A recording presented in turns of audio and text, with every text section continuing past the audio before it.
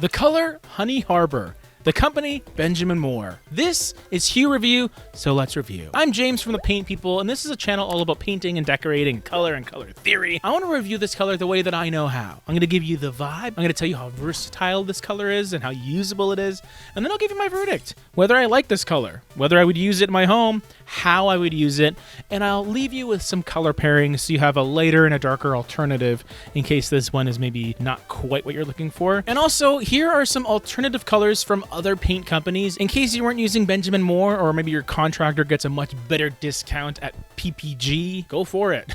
These aren't going to be spot on matches. They'll get you like 90% of the way, so that's pretty good for most people. Today's sponsor is us. ThePaintPeople.com is your go-to destination for quality paint and paint supplies. One of our standout features is our ability to create any color from all major paint brands. And the best part, we deliver across the US and Canada. Visit our website today and discover a world of colors, quality, and convenience. And as a thank you for supporting us on YouTube, use coupon code JAMES5 for 5% off your order. Vibe time. What is Honey Harbour all about? If you watched our White Rock review that we did, this color has some similarities to that one. It does have that creamy yellowy undertone, but I think what Honey Harbour brings is a little more saturation, maybe a touch more orange, just kind of hiding in that background, and a lovely richness to it that White Rock just didn't have because it was much brighter. For those of you that are newer to paint colors, and maybe this is the first time you've seen me on YouTube, the light reflectance value is something I always mention when it comes to paint colors.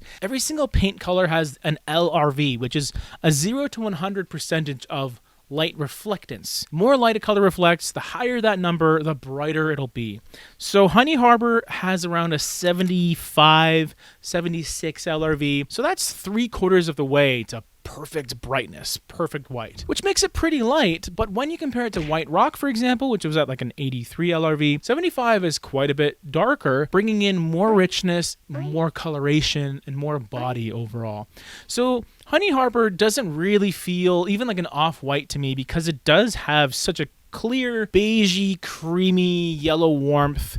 It just feels like a light color. So it's not going to be something that I would ever recommend for trim, especially if you're looking for white trim, because this is not going to give you that. This is a wall color to me, or even potentially a main body color on the outside of the home. The touch of yellow does give it some of that vibrant quality to it. It's a very uplifting color, but just be aware that just because it looks beautiful and buttery online, it may look a bit different in person. Yellow undertones are notorious for sometimes going into a greeny direction, especially with cooler lighting, so make sure you test this color out before you use it. I really beg you to do that, please. So that's the overall vibe. A creamy, beigey honey color. Sounds nice, right? Does that niceness translate to versatility? How usable is this color? From a versatility standpoint, I would probably give Honey Harbour a C+.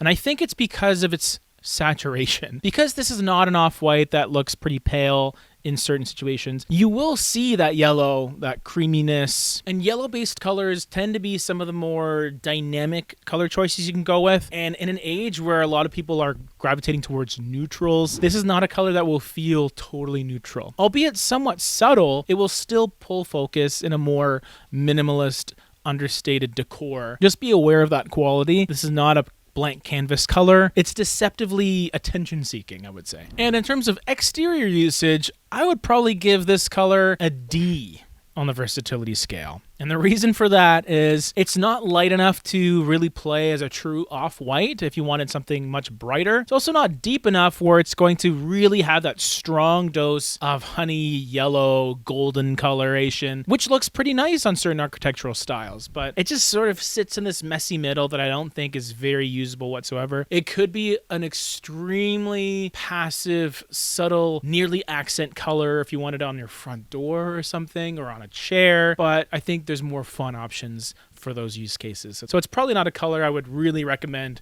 on the outside in most cases, but that's just me. Okay, so what's my verdict on Honey Harbour? Is this a color I could see myself using? And if so, how I would use it? In a theoretical world, Honey Harbour to me probably would be a finishing color, which essentially means it's an accent. It's a subtle accent color, which is a bit of an oxymoron. It's not going to be like parking lot paint yellow right? It's not going to have that much pull visually, but it's also not on the same wavelength as some grays or neutrals or even beige colors. That strong dose of warmth really does pull it into, special color territory. So maybe 1 or 2 rooms in your home could use it well, like maybe even a bathroom color, which goes against what I normally recommend, which is more of those cooler spa colors. But I could absolutely see a warm color like this just bring a bathroom to life. If you're the type of person that really values that first shower of the day and you want that sun to come in and have it bounce off of those beautiful Honey Harbour walls, I think that could be a good look. So that's how I would use it. But would I? Would I actually do that in my home? I could. Similar to White Rock, I think colors of this type, they are pretty polarizing, but because I do lean into warm colors, generally speaking, this is one of those color types that I could potentially throw in a bathroom that has windows. It's not something I would put in my basement bathroom that's kind of in its own little box. I do think this is a color that really does well with sunlight. Ideally, direct sunlight or east or even west facing sunlight. Just that warm, beautiful light to over accentuate what's already there rather than cooler light, which could work against all the nice aspects of this color. And if you wanted some lighter and darker alternatives within that same sort of color family, as an off-white option, I'd maybe recommend Ivory Tusk, which has a little bit of that warmth as well. Not quite as bright as some of the whites that Benjamin Moore makes, but it does have that similar sort of, ivory warmth, a bit of a creamy quality that Honey Harbour has. And then in terms of a darker color, maybe something like Desert Tan could work well. It's a color that starts with a tan base, but then gives you some of that gold. So you're starting with a bit of an orange, light sandy brown, and then some of that yellow to help boost its gold aspect a little bit more. A bit of a monochromatic scale of light, kind of light, and then mid-tone, basically. So that's a review. If you want a Honey Harbour color palette at the end of this week, let me know in the comment section below and request that palette pyramid. And then we got another video right over here.